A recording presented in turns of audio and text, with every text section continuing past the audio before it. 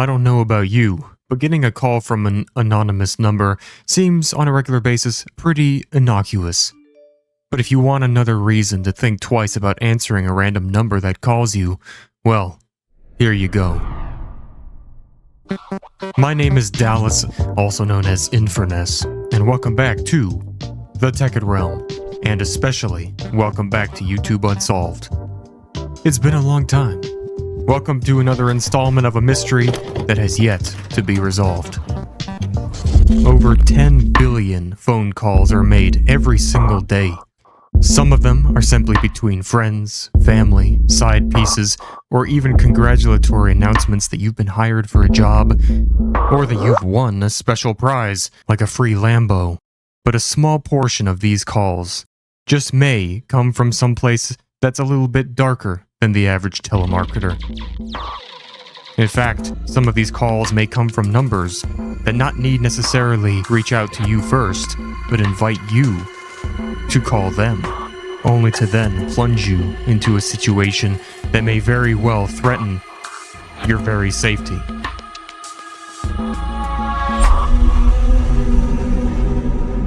I got my background back. My studio is here, and my Pampers are on. Let's get into it. This is the story of Stock.me, an internet website that existed at some point in between 2017 and 2020. In 2016, Stock.me was registered and filed under a random web hoster. However, for the grand majority of this website's life, it was nothing but a blank page. Curiously though, nowadays, when you go to this website, it appears to be a very unformatted WordPress site that simply was never set up, with just a simple Hello World post on its one and only page. All of the links go to dead pages, which no longer exist. However, the precarious nature of this URL goes far deeper and darker than anything like this. In a previous episode of YouTube Unsolved, Season 2, Episode 1, we discussed the phone number that was being advertised throughout YouTube under the guise of an individual commenter being your long-lost friend. We went to high school together. Remember that time we hung out? I met you at that party last summer. Testimonies include that of being called hundreds of times by the said number and random numbers, only to be left with messages that would constantly harass, annoy, and irritate you until you'd basically have to cancel your phone service. And even a user who traced the numbers, leading all the way to the wilderness in the middle of nowhere, where they found a bag of cell phones. This time, this may be even a step further than that. This came into someone's attention when a somewhat precarious video, not on YouTube, but on TikTok, was uploaded and found by a user who was scrolling through their daily feed. This video was just like any other TikTok video, except it included a link to a website called Stock.me. Now, this video was very lighthearted and had the basic type of cringe nature most TikToks have, in which case it featured very weird, obnoxious music, but also someone who was recording themselves being scared, saying that if you want a real experience of fright, something beyond any Halloween horror, go to Stock.me. It should be noted that this was uploaded on October 31st of 2020. So of course, it could have just been a Halloween gag. But the user clicked this link, and it went to Stock.me. A simple black screen. Now this website simply had two things written on it. The main title, saying welcome to Stock.me, predictably, and then one line below it saying, to begin, call this number. Now, expectedly, the person reporting this experience reported it straight to YouTube Unsolved, but they posted their findings other places on the internet where they found no success in anyone relating to having seen it themselves. So, it was now my job to figure out just what kind of hootenanny was going on here. The submitter of this particular experience in question didn't actually call the number on their main phone, but they did call it using a burner phone that they just had lying around anyways.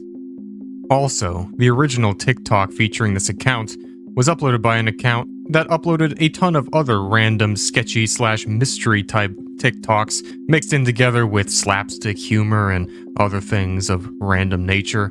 The most generic and run-of-the-mill TikTok type of content. But this single post since then has never before been found again, as if it was privated or removed far since. This was also followed by multiple YouTube videos as well that fell under the category of things like ARGs that you could easily find by diving into the rabbit hole of typing random punctuation in the YouTube search engine, only to be met with analog horror and the most typical type of thing you'd expect to see in your worst nightmares. We also have another episode on that. There was once a video that was uploaded by one of these channels that also seemed to promote this website.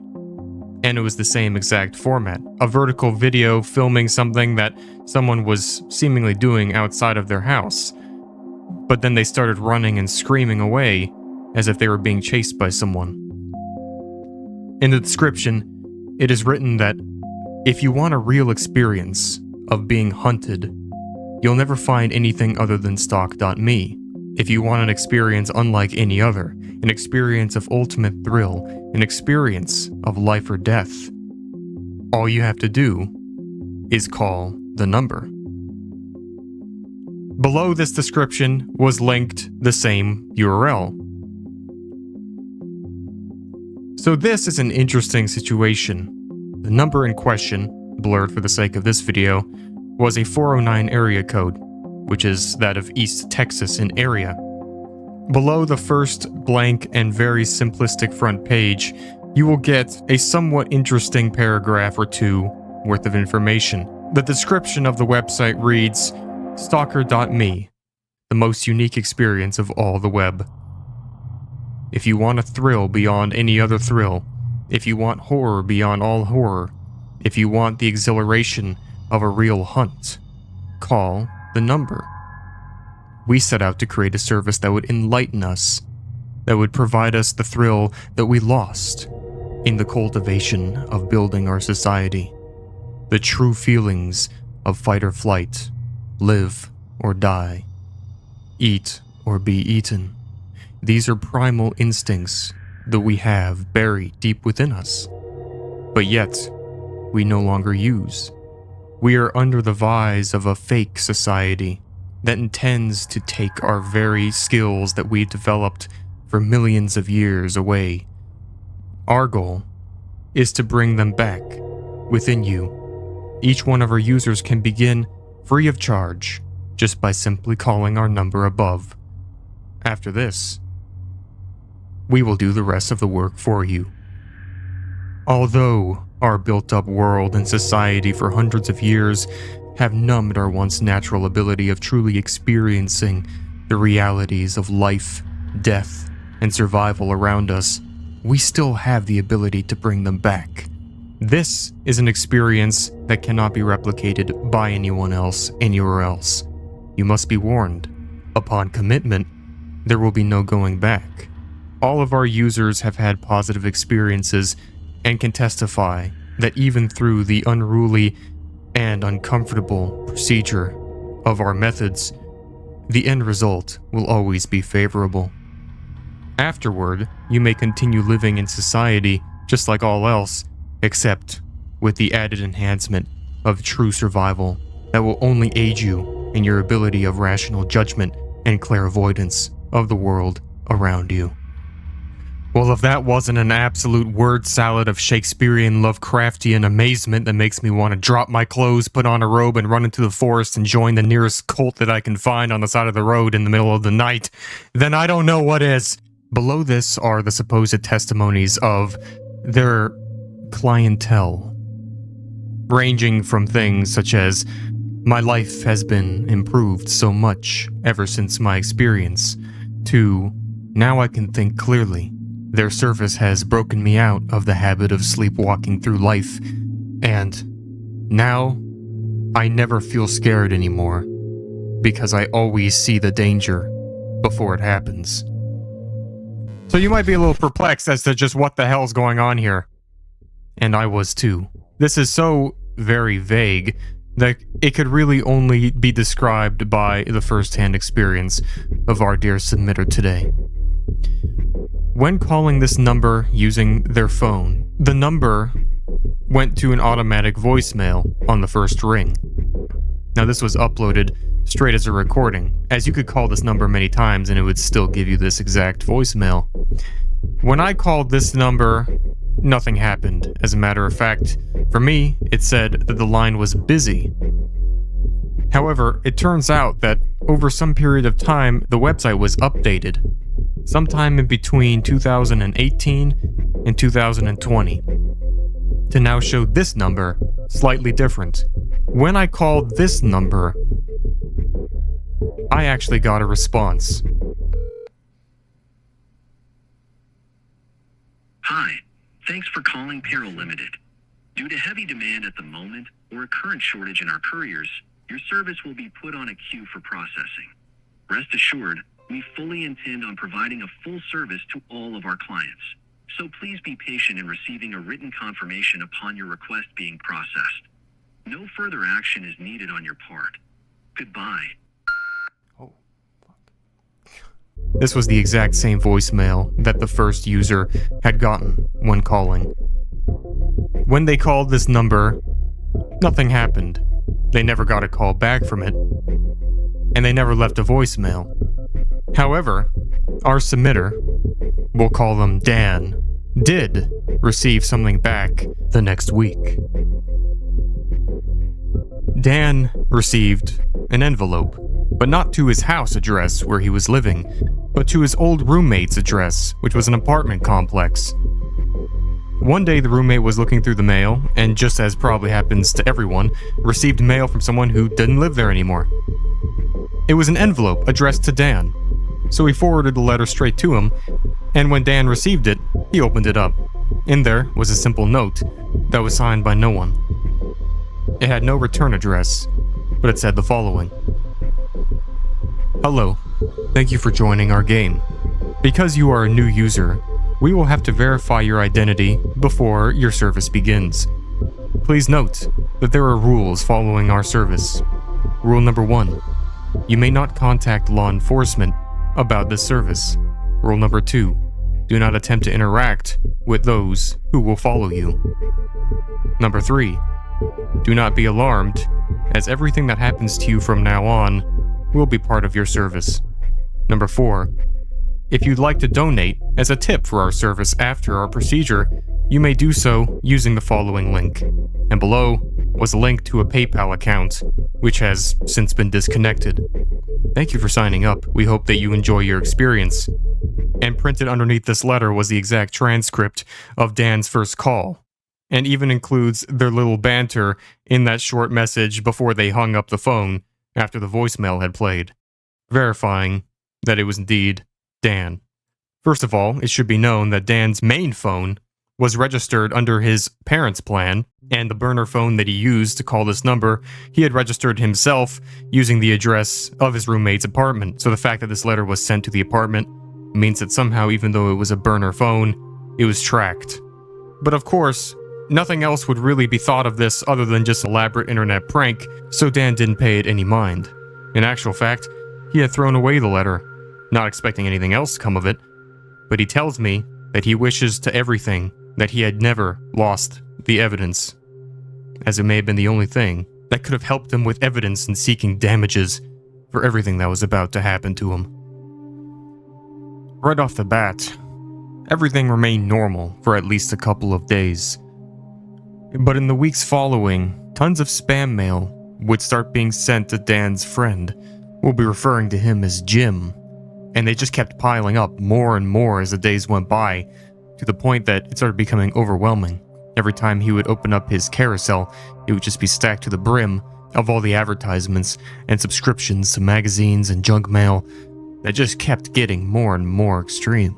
So of course this became quite an issue that he would end up talking to Dan about. It was only right after this that he would start getting texts on his main phone number that had no connection with his burner phone. But out of nowhere, every single hour exactly, Dan would get a text on his main phone, and it would just be a coordinate every single time. These were coordinates that went to random locations. Each one was a whole different number with a different area code, so there was no real way to avoid them.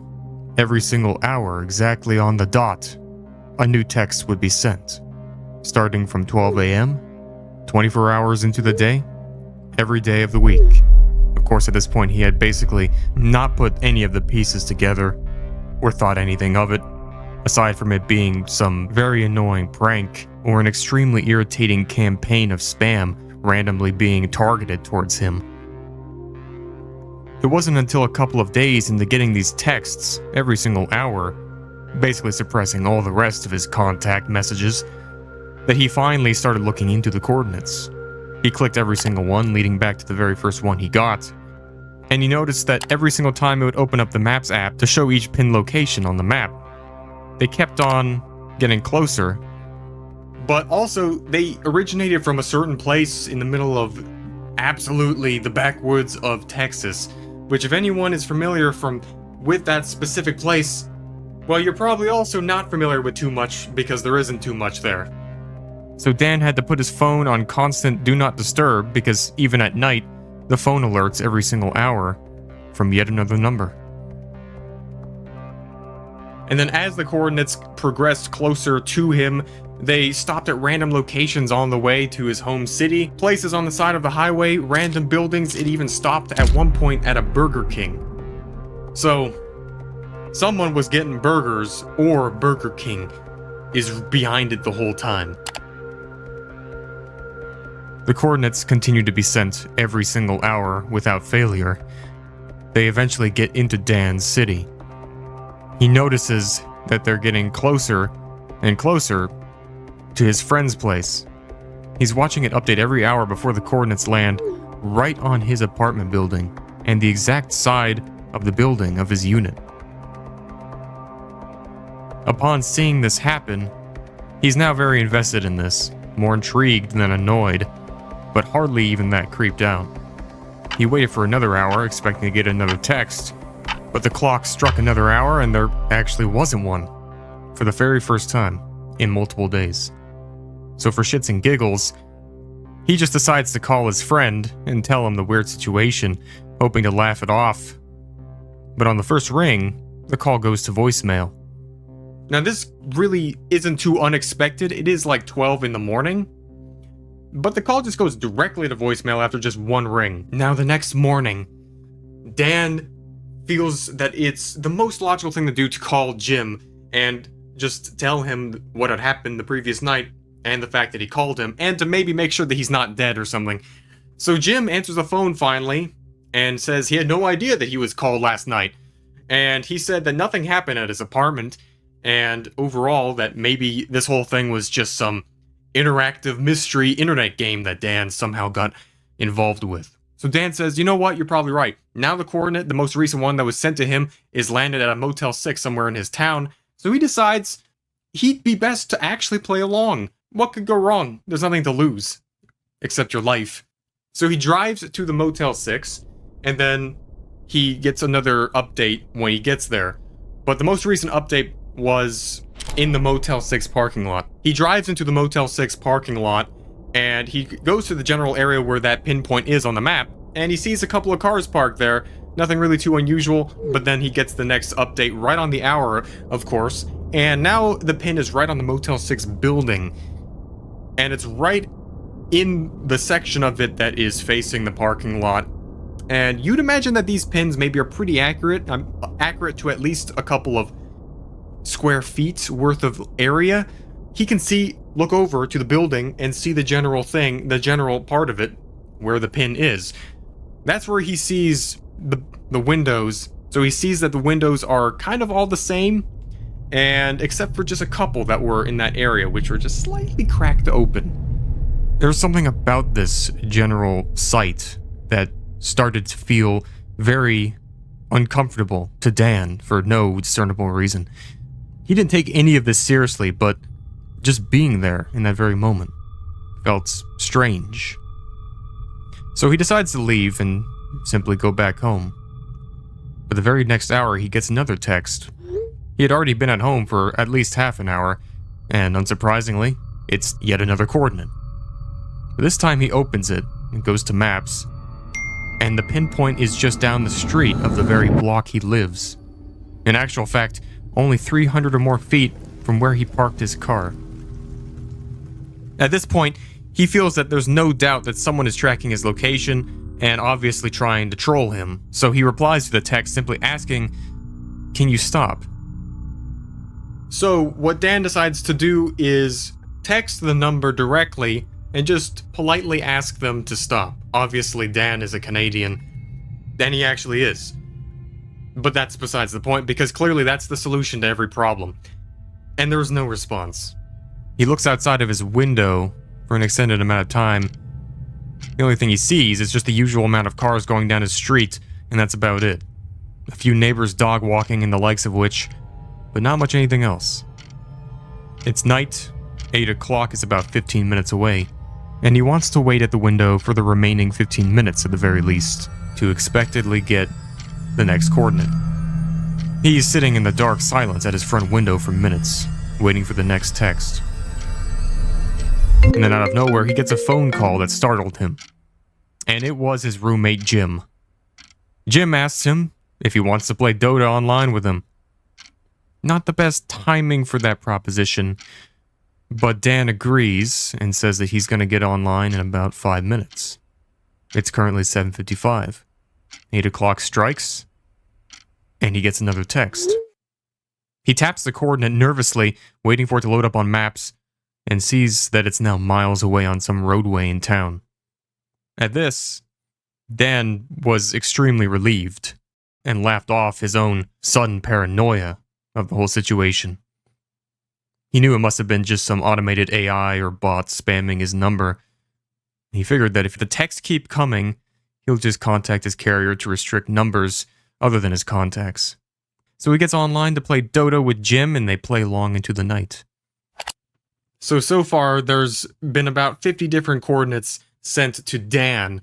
The most recent ones, over the course of his extreme Dota session, and they were coordinates going to places like Ross, and then a Home Depot, and then even at one point back to the Motel 6, and then to a park farther away.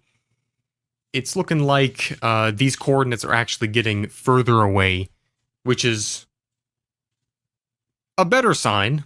At this, Dan says, you know what, in the morning, I'm just going to call the service, and I'm going to just figure out a way to disable all these random numbers and just carry along. And then at that point, just goes to bed. So he says goodbye to Jim and have fun playing Dota for the rest of the night, or whatever the heck you do, Jim. And I'm going to go to sleep. Peace out. And then he does that. Well, things start to take a turn. He wouldn't sleep through the night as he would usually, however.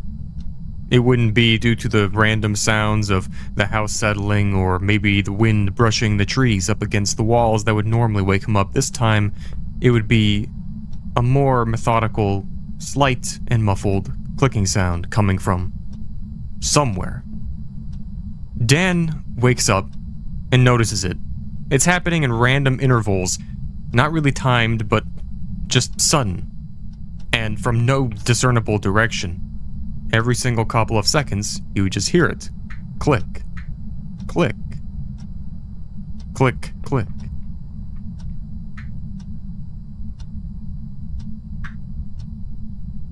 Now the house has one floor. He sits up and still can't pinpoint the general direction where it's coming from. The clicks keep coming.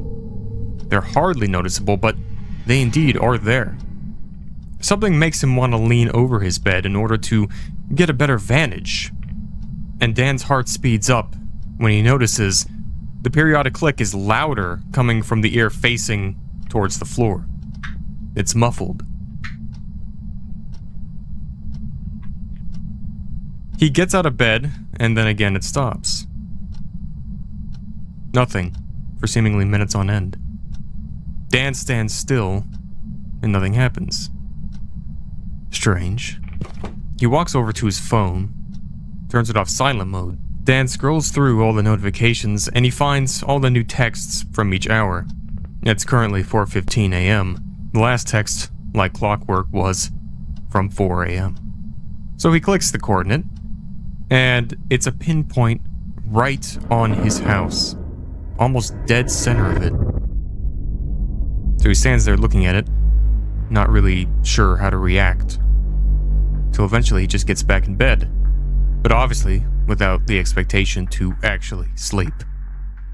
I told you I was gonna convince you to not answer random numbers anymore. He finds himself waiting in bed, unmoving for another hour because he eventually gets another update.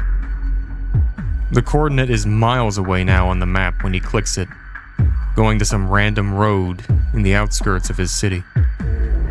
Even though he struggles to get out of the sheer fear and uncertainty of the situation, he eventually involuntarily falls asleep out of pure exhaustion.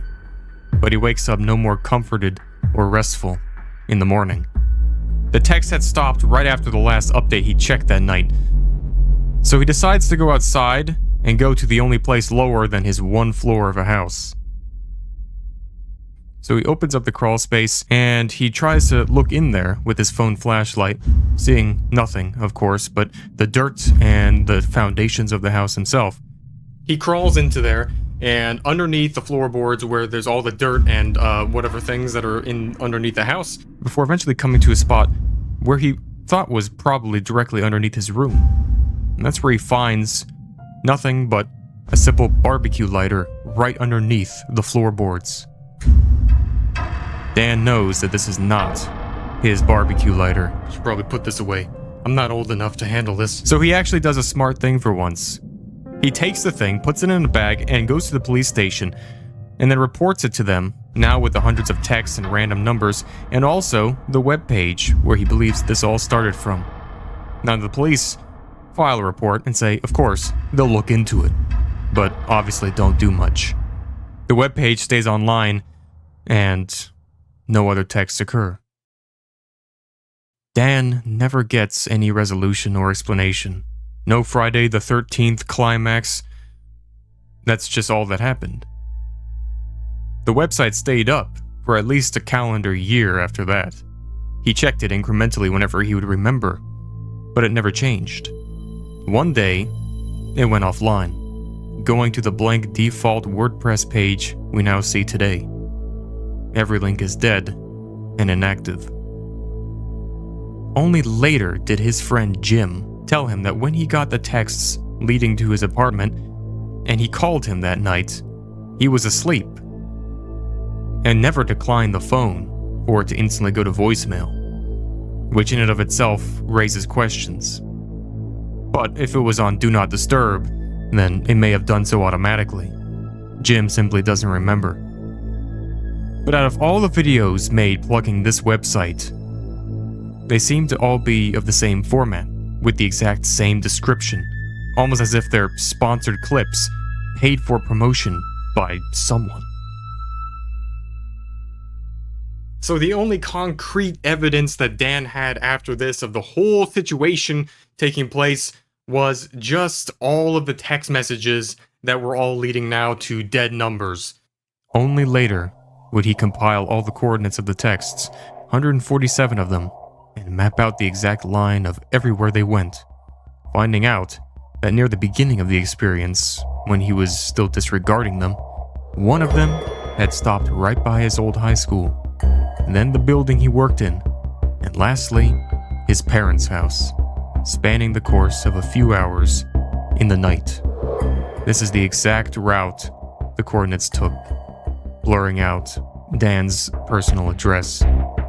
Now, this whole thing reminds me kind of Randonautica, if you've ever heard of that, which is an app that's gotten a lot of notoriety over time just due to its perplexity, but it's marketed as a harmless app that gives you random places to go, and you go there and become spiritually enlightened. That's literally what this is, except backwards. The destinations are coming to you in order to enlighten you, and by enlighten you, I mean light your house on fire and kill you, and that's nice, but no thank you. But at least it's free of charge. They did ask for a donation, though. Someone's got to fund all those sponsored videos that they're, advertising to kill people and probably enlist them in some cult in the middle of the forest. which we have also investigated on the show.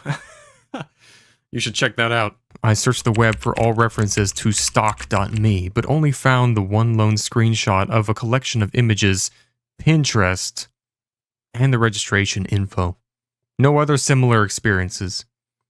Dan could be trying to cook up a whole creepypasta out of this, but in actual fact, the website is still up, with all of its snapshots going back to its inception. Viewing the page source, I even found a few references to hyperlinks that led to pure HTML files with no formatting that still have all the paragraphs of the site written, even with the number of stock.me. An interesting case, indeed. But on the main splash page, it's just a WordPress hello world type of post thing, and that's it. And then it says TBC, as in to be continued, perhaps? Maybe it was intended to be some viral marketing campaign that really took it to the next level. I really have no clue. But that's why this is called YouTube Unsolved. So maybe one day, we'll come back and solve it. Until then, thanks for watching. I'll see you in the next one.